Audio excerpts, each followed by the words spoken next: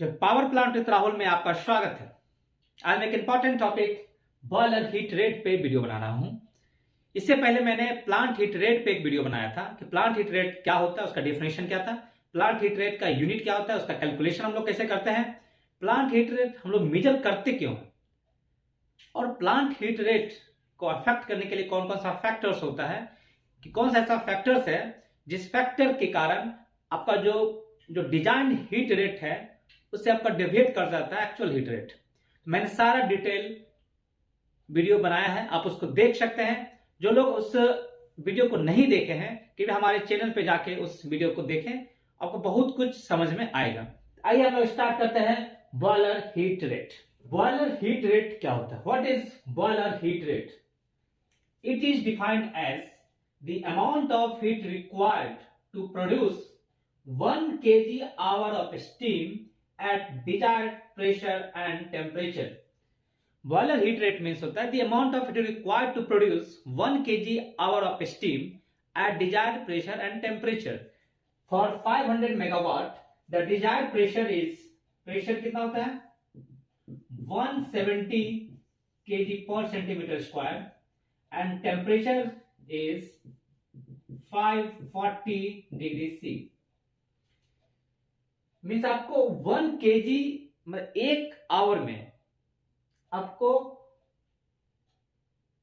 जो steam produce करने में के लिए कितना आपको हीट एनर्जी का रिक्वायरमेंट होता है, that is called the boiler heat. इसका अगर हम लोग यूनिट देखेंगे तो आपका किलो कैलोरी पर केजी आवर होता है। किलो कैलोरी पर केजी आवर मीन्स अगर हम लोग देखें 1 kg hour of steam eight desired pressure and temperature, कितना आपका हीट रिक्वायरमेंट होता है, that is called boiler heat rate. Boiler में हम लोग बर्निंग करते हैं फ्यूल को। फ्यूल क्या होता है? केमिकल एनर्जी होता है। केमिकल एनर्जी ऑक्सीडेशन प्रोसेस के तहत हीट एनर्जी आपका रिलीज करता है, और वो हीट एनर्जी से आपका जो वाटर जो होता है high pressure high temperature steam produce करता है। तो जो हीट यूटिलाइजेशन फैक्टर जो होता है, द केमिकल एनर्जी, जो आपका ऑक्सीडेशन प्रोसेस के बाद जो हीट एनर्जी बनता है, पूरा का पूरा हीट एनर्जी बॉयलर के द्वारा यूटिलाइज नहीं किया जाता है।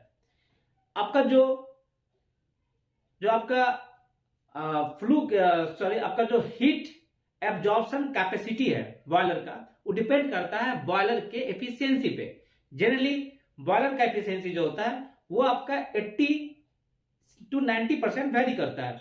तो हीट एब्जॉर्प्शन कैपेसिटी जो होता है बॉयलर का, वो आपका 60 से 90% के बीच ही रहता है।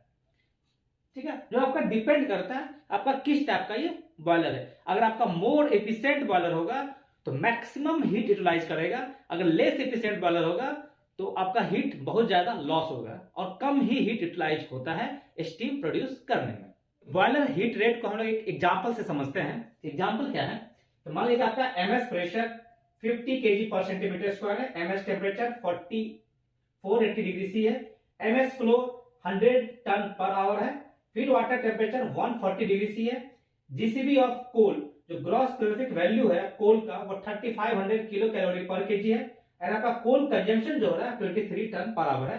आपको इसका बॉयलर का हीट रेट निकालना है। सपोज कीजिए कि आपका ये बॉयलर है,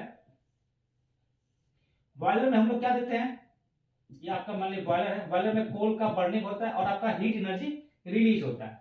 यहां से आपका वाटर, फीड वाटर इनलेट होता है, और यहां से क्या होता है, मेन स्टीम निकलता है आउटलेट में। ठीक है, तो हमको बॉयलर का हीट रेट निकालना है। Boiler heat rate, heat rate का, कोई भी हीट रेट का जो आपका फॉर्मूला होता है वो इनपुट, आउटपुट के लिए कितना आपका इनपुट होता है वो होता है just reciprocal of the efficiency. Efficiency हम लोग निकालते हैं आउटपुट बाय इनपुट, मतलब आउटपुट के लिए कितना आपको इनपुट लगता है, that is called efficiency. But heat rate होता है कि आपको उस आउटपुट को निकालने के लिए, जैसे आपको आउटपुट निकालना है तो उसके लिए कितना आपको इनपुट लग रहा है, that is called boiler heat rate. ठीक है, तो इनपुट क्या है? बॉयलर में हम लोग इनपुट क्या देते हैं, यहां पे आपका कोल का बर्निंग हो रहा है तो फ्यूल कंजम्पशन मल्टीप्लाई जेसीबी। हम लोग बॉयलर में क्या देते हैं, कोल का बर्निंग करते हैं जो आपका हीट एनर्जी रिलीज होता है bye the process of oxidation, the fuel consumption और आपका जेसीबी, और आपका बॉयलर का आउटपुट क्या निकल रहा है, तो आपका मेन स्टीम निकल रहा है, तो आपका स्टीम जनरेशन,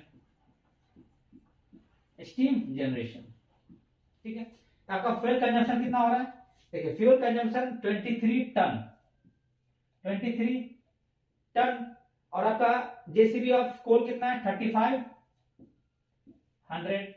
डिवाइडेड बाय, क्योंकि इसका टन और यहाँ पे एमएस फ्लो कितना निकाला 100 टन पर आवर, तो आपका दोनों में टन टन था, टन टन आपका कट जाएगा, आपका क्या निकलेगा, देखिए 23 टन और ये 100 टन आपका कट गया। यहां से अगर आप यूनिट निकालिएगा तो क्या निकलेगा, किलो कैलोरी पर केजी आवर, क्योंकि जेसीबी का क्या होता है किलो कैलोरी पर केजी, और ये आपका क्या होगा इसका आवर, ये आपका निकलेगा। तो यहां से आपको अगर आप इसको कैलकुलेशन कीजिएगा तो ये आपका कट जाएगा, यानी 23 इंटू 35 आपका कितना निकल जाएगा, 805 किलो कैलोरी पर केजी आवर।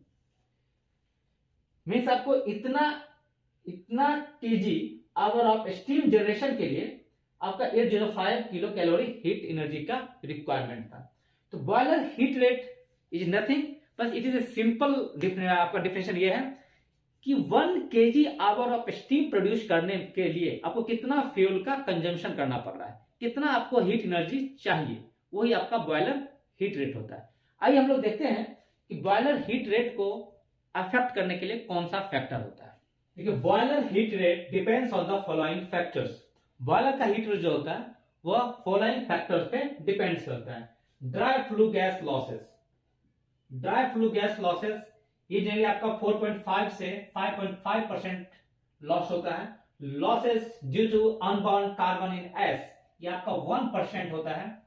रेडिएशन लॉसेस आपका 2% के आसपास होता है। Loss due to moisture in coal आपका 4% के आसपास होता है।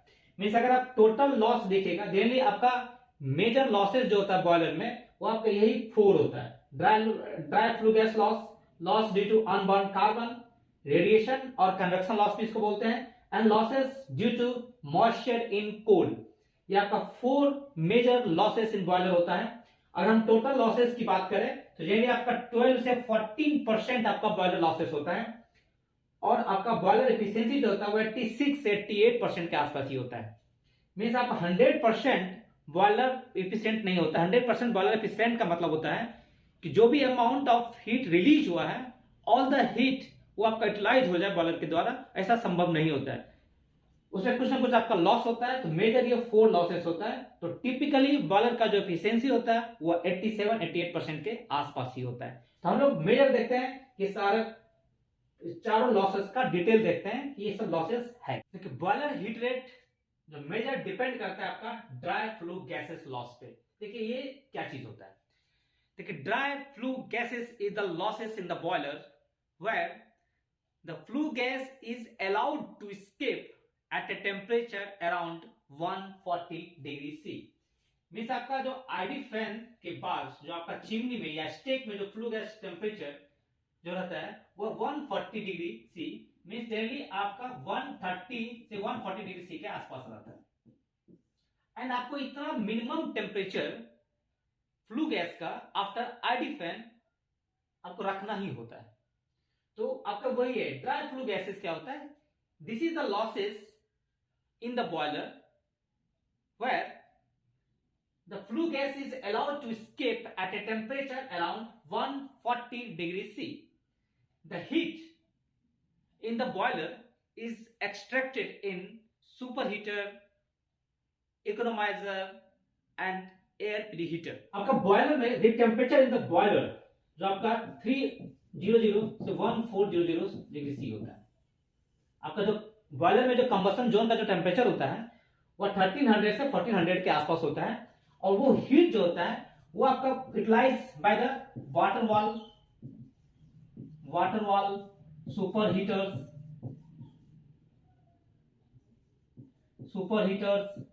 में आपका क्या क्या आता है, divisional, LTSS, platen, reheater reheated tubes, economizer in the second pass, air preheater. The heat energy released by the oxidation process of the fuel is utilized by the water valves, superheaters, reheaters, economizer and air preheater. Fuel means coal, and coal contains sulfur. This is the major factor. The flue gas contains sulfur dioxide or SO3. Means the fuel coal contains the sulfur and which combine with the oxygen from the atmospheric air to form sulfur dioxide and SO3. So the flue gas contains sulfur dioxide, which is the limiting factor for deciding the minimum temperature of the flue gas. It can be thrown to the atmosphere. Means at a temperature below 80 degrees C, 80 degrees C के temperature, the sulfur dioxide combines with the water vapor present in the flue gas to form the sulfuric acid. Means H2O, the moisture present in the flue gas, combined with the sulfur dioxide to form sulfonic acid or sulfuric acid, H2SO4. और ये जहां जहां से गुजरेगा उस सब को acidic crore करता हो जाता है. मीन्स 80 डिग्री सी के नीचे आपका जो sulphur dioxide which is present in the flue gas combined with the moisture or water vapor present in the flue gas to form the sulfuric acid. So this is the deciding factor that you should not decrease the temperature of the flue gas below 80 degrees C. So it is quite above 30 degrees C. So normally the exit temperature of the flue gas in the chimney was around 130 to 140 degrees C. आपको ये इतना रखना ही पड़ता है. और इतना रखने का मतलब क्या होता है, आपका फ्लू गैस का टेम्परेचर वेस्ट हो रहा है. तो आपका ड्राई फ्लू गैस का इसी कारण से आपका लॉस होता है. Losses due to unburned carbon in ash. देखिए एस आपका क्या होता है, आपका बॉटम एस होता है, बॉटम एस. और आपका एक क्या होता है, फ्लाइस. फ्लाइस कोल में देखिए, कोल में आपका क्या क्या रहता है, आपका कार्बन रहता है. Coal contains carbon, volatile matter, moisture, आपका ash major part. The coal contains ash which after combustion forms either the bottom S or the fly ash. The fly ash is taken away along with the flue gas and the bottom ash falls at the bottom of the boiler and it is removed separately.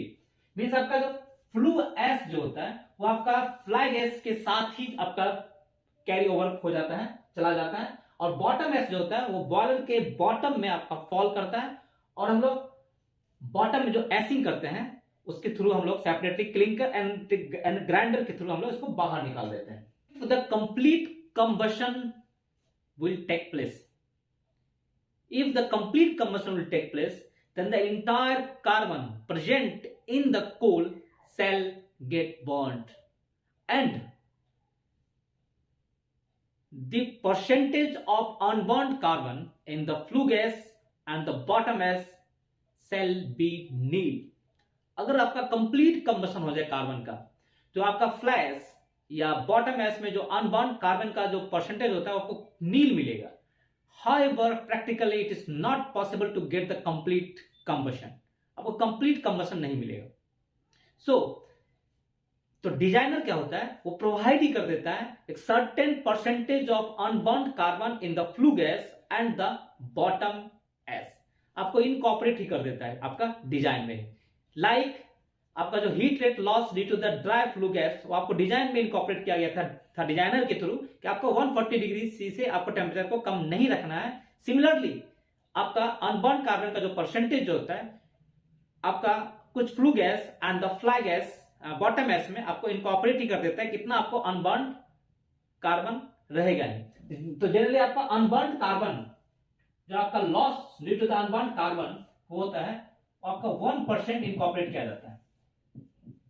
Generally आपका जो bottom एसिंग जो करते हैं आपका जो fly ash का जो percentage होता है फ्लाई एस का किसी भी पावर प्लांट में जो रखा जाता है वो 20% रखा जाता है और बॉटम एस जिसको हम लोग वेट एस कहते हैं जिसके लिए एस पॉन्ड बनता है वो उसमें 80% रखते हैं। अगर if the 1% deviation in the unburn carbon in S, अगर एस में अनबर्न कार्बन का जो कंटेंट्स है जितना डिजाइनर प्रोवाइड किया है अगर उससे 1% भी इंक्रीज करता है then the heat rate deviation of 30 kilo calorie पर किलोवाट आवर हो जाएगा।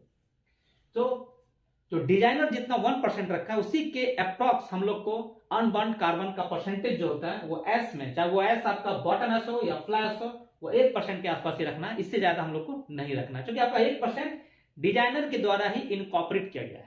Main reason for unburn being high is improper combustion. आपका जो फ्लाई गैस या बॉटम एस में जो अनबर्न कार्बन का जो परसेंटेज बढ़ जाता है उसका मेन रीजन है कि आपका इम्प्रॉपर कंबशन होता है। कंबशन प्रोसेस जो होता है डिपेंड्स करता है volatile matters in the coal, fineness of coal train, air distribution in the boiler, amount of carbon present in the coal and source of coal. Means volatile matter अपना appropriate range में होना चाहिए। Fineness of the coal means बहुत ज्यादा course भी अगर है तो बर्न होने से पहले उसका फॉल हो जाएगा बॉटम में, और अगर आपका फाइनेस बहुत ज्यादा है तो वो जलने से पहले ही फ्लू गैस के थ्रू उड़ जाएगा, जल ही नहीं पाएगा। तो इसका फाइनेस भी प्रॉपर फाइनेंस होना चाहिए। एयर डिस्ट्रीब्यूशन जो होता है, जो आपका एसिडिसी होता है, उसको आपको प्रॉपर्ली मॉनिटर करना पड़ेगा कि आपका एयर का डिस्ट्रीब्यूशन चारों कॉर्नर में, बॉयलर के चारों कॉर्नर में प्रॉपर हो और सही से कंबशन होगा। Amount of carbon present in the coal and source of the coal. Important, one of the important factor आपको keep in mind, the main factors are the ratio of carbon to volatile matter and the fineness. ये आपका ratio बड़ा important चीज है, ratio of carbon to volatile matter and the fineness. Carbon matter का क्या है, carbon to, याद रखिएगा, कार्बन टू वोलेटाइल मैटर का जो रेशियो है वो 1.6 से 2 होना चाहिए for the better combustion process के लिए। For the better combustion process के लिए जिस कोल में कार्बन टू वोलेटाइल मैटर अगर 1.6 से 2 का रेशियो अगर है तो बहुत अच्छे से कोल का कंबशन होगा। और जो फाइननेस रेशियो जो है वो आपका अराउंड 200 टू 1 इंच, याद रखिए, वो आपका 70% होना चाहिए। 200 टू 1 इंच आपका 70% फाइनेंस होना चाहिए। तो इस फाइनेंस से आपका कोल का प्रॉपर कंबशन होगा, ना आपका कोल नीचे बर्न करेगा, क्योंकि अगर ग्रेविटी के कारण अगर आपका कोर्स कोल है तो जलने से पहले आपका fall down to the bottom ऐसा आपका चला गया। और अगर फाइनेंस बहुत ज्यादा है तो आपका क्या होगा कि आपका जलने से पहले ही वो फ्लू गैस के, आपका जो फ्लू गैस के कारण पार हो जाएगा, जल ही नहीं पाएगा। तो प्रॉपर कंबशन के लिए आपको ये सारा चीज ध्यान रखना है। कार्बन टू वोलेटाइल 1.6 से 2 रेशियो एंड 200 टू 1 इंच जो होता है फाइनेंस, वो आपका 70% ऑफ द कोल होना चाहिए। मेजर लॉस जो होता है आपका रेडिएशन लॉस के द्वारा होता है। The furnace temperature during combustion is in the range of 1300 से 1400 डिग्री सी होता है। During combustion the furnace zone का जो टेम्परेचर जो होता है इनफैक्ट बॉयलर वो 1300 से 1400 डिग्री सी होता है। So hence the entire inside the boiler remains at a very high temperature. तो बॉयलर के अंदर का जितना भी एंटायर जो है वो आपका हाई टेम्परेचर रहता है। And boiler is completely insulated. Boiler के चारों तरफ हम लोग कंप्लीटली, चाहे वो फर्स्ट पास हो, सेकंड पास हो, टॉप हो, बॉटम हो, कंप्लीटली फ्रॉम ऑल साइड हम लोग इंसुलेटेड कर देते हैं थर्मोकोल से। तो आपका जो ग्लास वूल से हम लोग चारों तरफ ग्लास वूल से हम लोग क्या करते हैं, उसको इंसुलेटेड कर देते हैं, so that the heat losses from the boiler to the atmosphere can be minimized. But आप 100% हीट लॉस को मिनिमाइज नहीं कर सकते हैं। मीन्स आपको कुछ ना कुछ हीट लॉस तो होना ही होना है। कारण आप रेडिएशन लॉस देखते हैं, रेडिएशन लॉस जो होता है वो directly proportional to area into T4 होता है, टेम्परेचर डिफरेंस। अगर T4 को जनरली अगर हम देखें तो डेल्टा T4। एटमॉस्फेरिक टेम्परेचर आपका 30 से 35 डिग्री सी है, और अंदर का टेम्परेचर 1300 से 1400 डिग्री सी होता है। तो टेम्परेचर डिफरेंस तो ह्यूज है, और कितना भी हम लोग इंसुलेटेड क्यों ना कर दे, थोड़ा बहुत हीट लॉस तो होना ही होना है बॉयलर से। तो डिजाइनर खुद से ही इनकॉर्पोरेट कर देता है कि आपका 2% अप्रॉक्स, कहीं पे 2.1% भी रहता है, तो 2% के अप्रॉक्स जो होता है डिजाइनर हीट लॉस को इनकॉर्पोरेट कर देता है आपका बॉयलर हीट रेट में ही। कितना आपका 2% है आपका लॉस ड्यू टू रेडिएशन होना ही होना है। आप इसको कुछ भी चाह के भी 0% नहीं कर सकते हैं रेडिएशन हीट लॉस को, चाहे कितना भी आप बॉयलर को इंसुलेट क्यों ना कर दें। ठीक है। Losses due to moisture present in the coal, ये आपका कैसा लॉस होता है देखते हैं इसको। In coal moisture is present in 2 forms. Coal में आपका मॉइस्चर 2 फॉर्म में प्रेजेंट होता है। फर्स्ट देखिए, moisture due to water seepage over the coal which can be removed by slightly heating the coal। जो आपका मॉइस्चर वाटर सीपेज के through कोल में मिक्स होता है, which can be simply removed by heating the coal। आप कोल को heat कीजिएगा तो जो आपका मॉइस्चर जो एब्जॉर्ब करता है कोल, वो आपका रिमूव हो जाएगा। And the moisture is inherently present in the coal, और कुछ आपका कोल में इनहेरेंटली प्रेजेंट रहता है and which can't be removed easily। आप उस मॉइस्चर को easily रिमूव नहीं कर सकते हैं। and this moisture is released only during the process of oxidation, that is the combustion process। Means आपका कोल में जो मॉइस्चर मिक्स हो गया ऊपर से सीपेज के थ्रू, आप उस मॉइस्चर को कोल से तो इजी वे में रिमूव कर सकते हैं by simply heating the coal. But जो मॉइस्चर आपका कोल में इनहेरेंटली प्रेजेंट है, वो आसानी से रिमूव नहीं होता है। वो मॉइस्चर आपका रिमूव होगा by the process of combustion. Due to the moisture आपका जो डिजाइनर जो होता है वो अप्रोक्सीमेट 4% वो इनकॉर्पोरेट ही कर देता है हीट लॉस में। और अगर 1% increase in the moisture present in the coal, उससे आपका जो हीट रेट में जो डेविएशन आएगा वो अप्रोक्स 30 किलो कैलोरी पर किलोवाट आवर के आसपास होता है। अगर कोल में 1% मॉइस्चर भी अगर इंक्रीज किया तो आपका 30 किलो कैलोरी पर किलोवाट आवर के द्वारा हीट रेट में डेविएशन आता है। तो this is all about the boiler heat rate. आपने इस वीडियो में देखा कि बॉयलर हीट रेट क्या है, आपने कैलकुलेशन करके देखा बॉयलर हीट रेट का कैलकुलेशन कैसे किया जाता है, और बॉयलर हीट रेट का कौन सा फैक्टर अफेक्ट करता है, बॉयलर का एफिशिएंसी 100% क्यों नहीं मिलता है, बॉयलर का एफिशिएंसी 88% के आसपास रहता है, तो major losses in the boiler क्या है, इस सारा डिटेल आपने इस वीडियो में देखा। अगर ये वीडियो पसंद आया हो तो लाइक जरूर कीजिए, सब्सक्राइब कीजिए एंड शेयर करना ना भूलें, ताकि बहुत सारे लोगों को ये वीडियो बेनिफिट करे। तो इसलिए शेयर करना ना भूलें। Thank you.